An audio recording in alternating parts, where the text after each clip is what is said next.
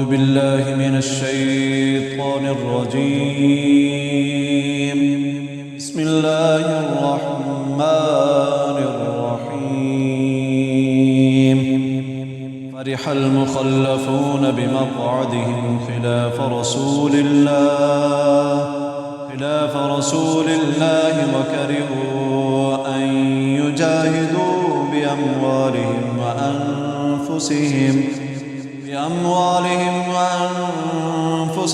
في سبيل الله وقالوا لا تنفروا في الحر قل نار جهنم أشد حرا لو كانوا يفقهون فليضحكوا قليلا وليبكوا كثيرا جزاء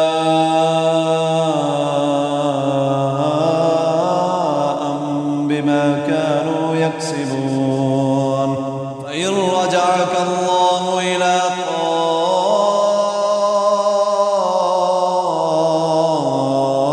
طائفة منهم فاستأذنوك للخروج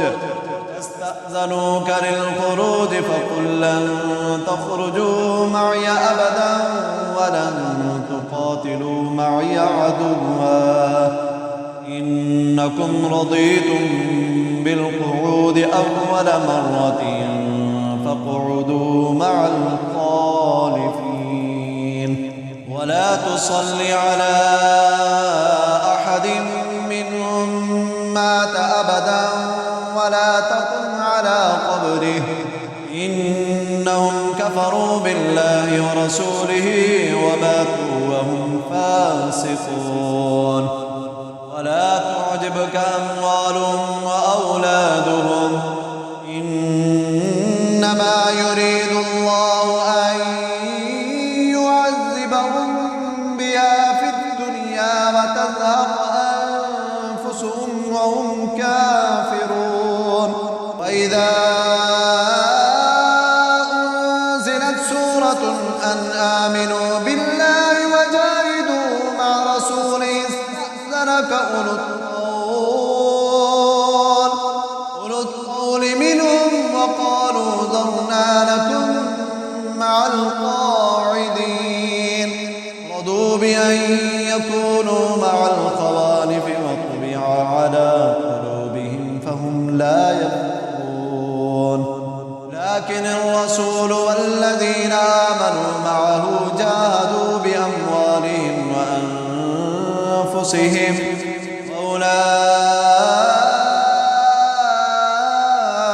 وأولئك لهم الخيرات وأولئك هم المفلحون.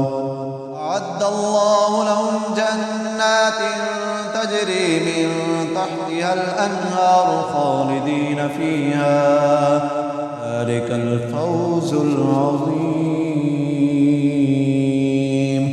وجاء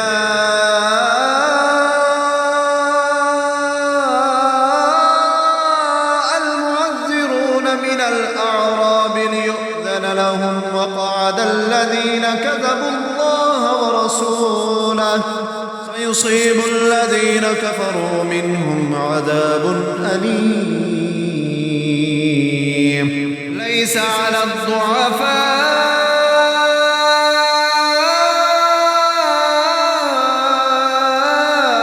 ولا على المرضى ولا على الذين لا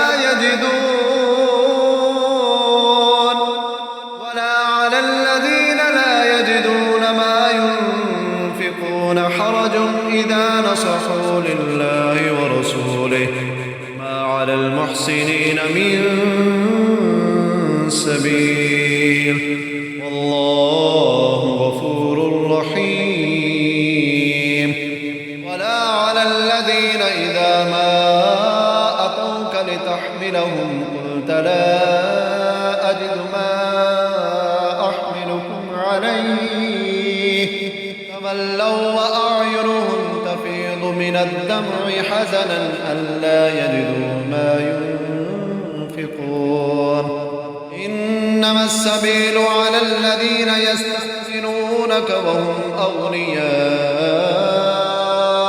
رضوا بأن يكونوا مع الخوالف وطبع الله